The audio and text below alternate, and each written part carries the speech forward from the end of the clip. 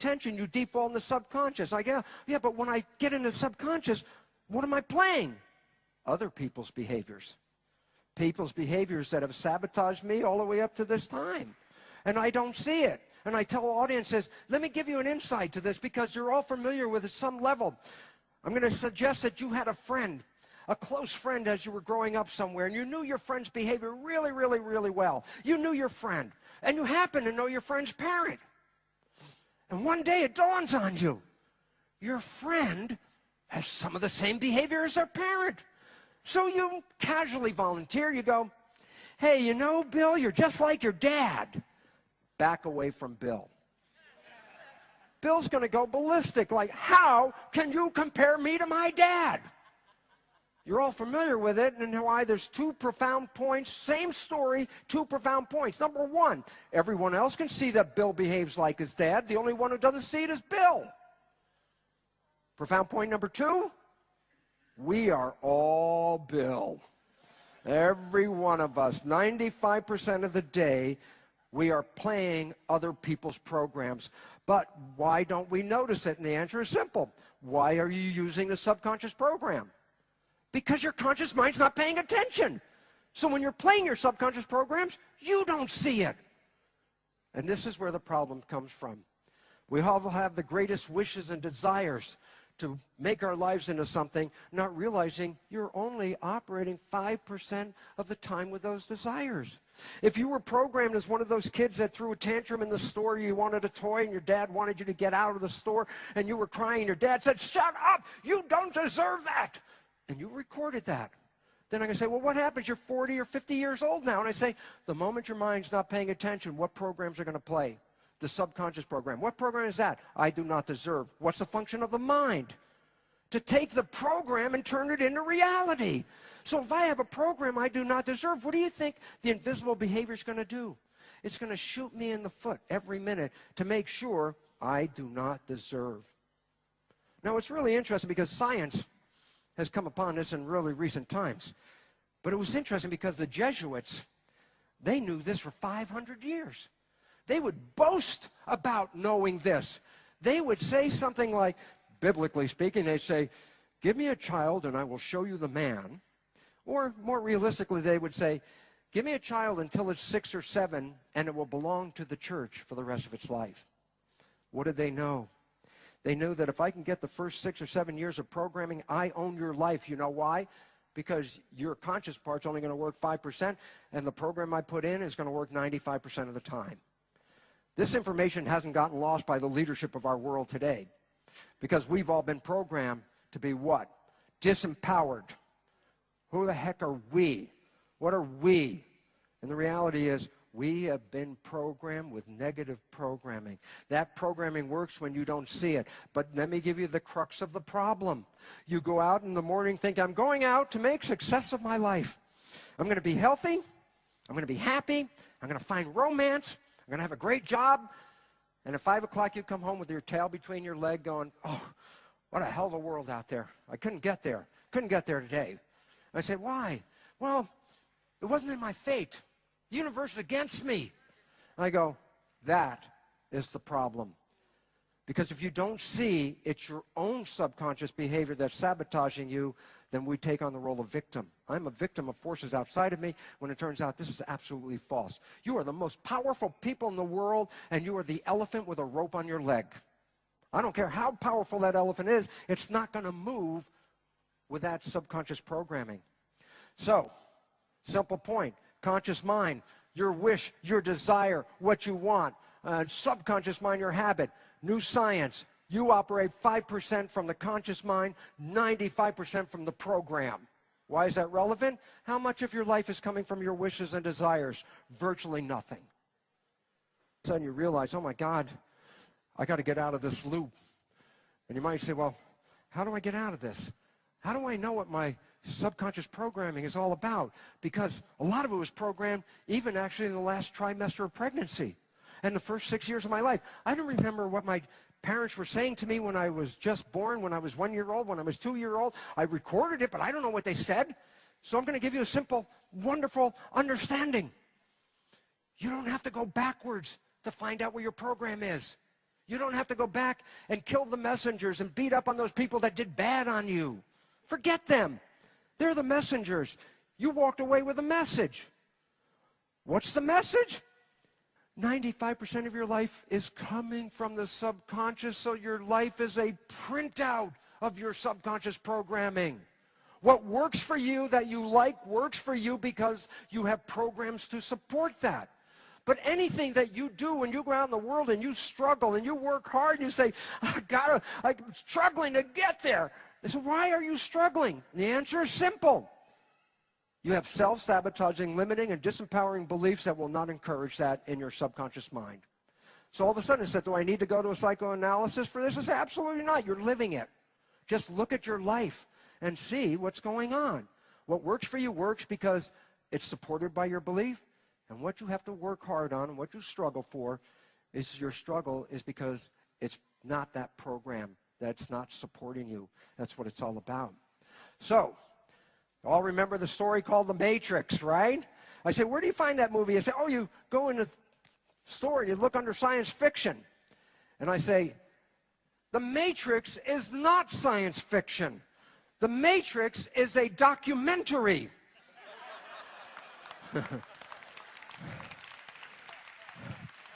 We are here to take the red pill. What's the red pill? To get you out of the programming. I'm going to give you an insight. It's a book that I have coming out this spring. And it's a really wonderful issue. And it says, what would your life, just think about this for a second. What would your life be like if you were not a prisoner of your subconscious programming? Okay, I'm going to give you the answer. Have you ever fallen in love? Come on, anybody ever fallen head over heels in love? Yes or no? I mean, it could have lasted a day or week, a month. I'm going to ask you 3 questions about that time in your life when you fell in love. Number 1, were you healthy? Almost everybody was exuberantly healthy when they're living that love. I say, did you have energy? Come on, I know you made love for days without stopping for food or sleep. And the most important question is this, when you fell in love, was life so beautiful you couldn't wait for the next day to have more, yes or no? Well, guess what? Was that like heaven on earth? Well, there's a scientific understanding now of how that happened. And the understanding is this. It's one of the few times in your entire life where you operate almost fully 90 to 100% from your conscious mind, and you don't default to the subconscious. Why? Well, if you're in love, why would you let your mind wander? Everything you wanted was right there. It's stupid to let your mind go when everything you were looking for is in your face. So what's the point? The one time in your life where you don't operate from the program, what did you do? You created heaven on earth. What's the limitation of us from having heaven on earth? The program. All it is. And that's why, unfortunately, the honeymoon ends for people. Because no matter how much you're in love, life gets busy. And when life gets busy, the subconscious starts kicking in. And guess what? The behavior in that subconscious isn't you. And that partner you've been with for that honeymoon period where you have all this juicy love going on, and all of a sudden you slip into the subconscious and you play your dad's behavior, and your partner looks at you and goes, who are you? Well, that's the end of the honeymoon period for a bit, for a simple reason. You yourself didn't even know what you just did because you don't see your subconscious. So you look at your partner and go, what are you talking about? I've always been this way, which is true. And then the honeymoon ends because of the compromise. What are the compromises? Behaviors that you downloaded from other people that do not represent who you are, but then enter into the relationship because you're not paying attention. The whole reality is you can have heaven on earth by taking the red pill and get out of this programming. But now I'm going to take you one step further for this. I never believed in spirituality. That's why I ended up being in a medical school teaching genes, proteins, medical science, physiology, body machine. That's it. We're born as a mechanism. We die. We were lucky. We were here. Then we're gone. I never believed in spirituality. When I started to learn the lessons from the cell, and I damn well learned all the important things I needed to know about life from the cells, they told me. The one thing I learned at the moment, I recognized that the membrane of the cell has those perception units on it, was this. As I sat there, after understanding the nature of this membrane and switches and all that stuff, it dawned on me, there are no two people that are biologically the same. I can assure you of that for a very simple reason. Take your cells out of your body, put it into another person's body, what do you think is going to happen? Their immune system is going to say, not self, and reject the cells. And you take somebody else's cells, put it in your body, your immune system will say, not self, and reject the cells. What's the point? Cells have a self. They can be recognized to be your cells or somebody else's cells. I said, where is the self? So I take two identical cells. I just picked liver cells. I could pick two brain cells, two nerve cells, two skin cells, two muscle cells. I wanted two identical cells for this reason, because two liver cells are basically liver in function. So almost all of the cytoplasm is all being exactly the same function, taking care of liver, okay? But here's what's different about it. One of them is Bruce's cells, and the other is Margaret's cell.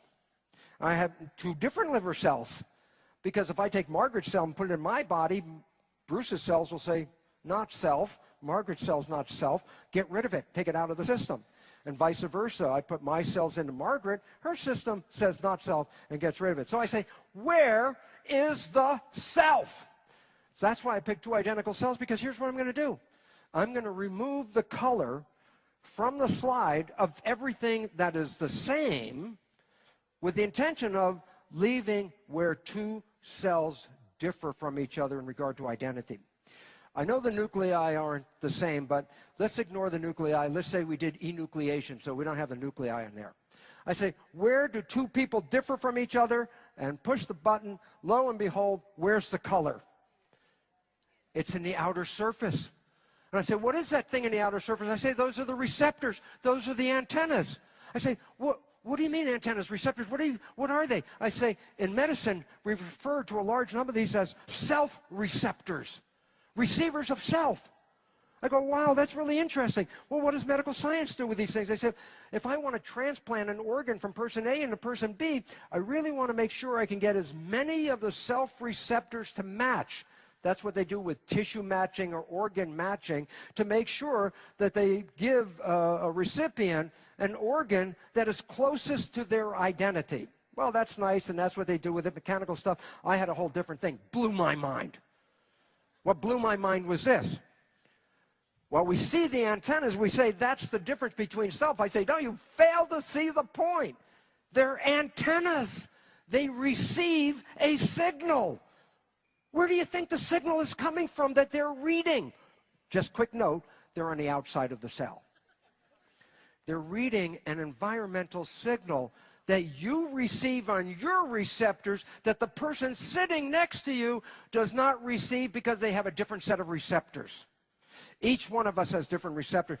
I can do a simple experiment. I can take my cell and I can remove my receptors of identity. It's still a liver cell, but it no longer is a Bruce's liver cell. It's generic. You know why? I can take that cell and implant it into any one of you. You would never reject it because you recognize a liver cell. But you don't recognize, it's not Bruce's anymore. I took off the receptors.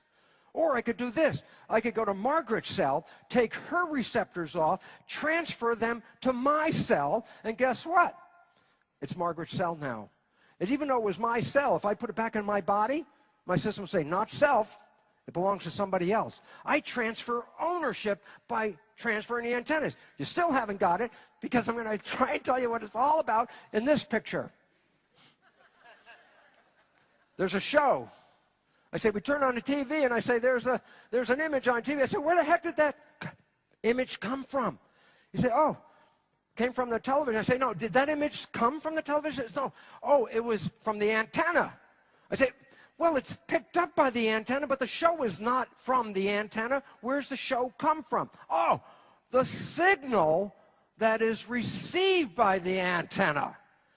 So the show that's on the television isn't in the television. The show is received from the environmental broadcast, the signal. And I go, very interesting point. I go like this. We're watching the TV.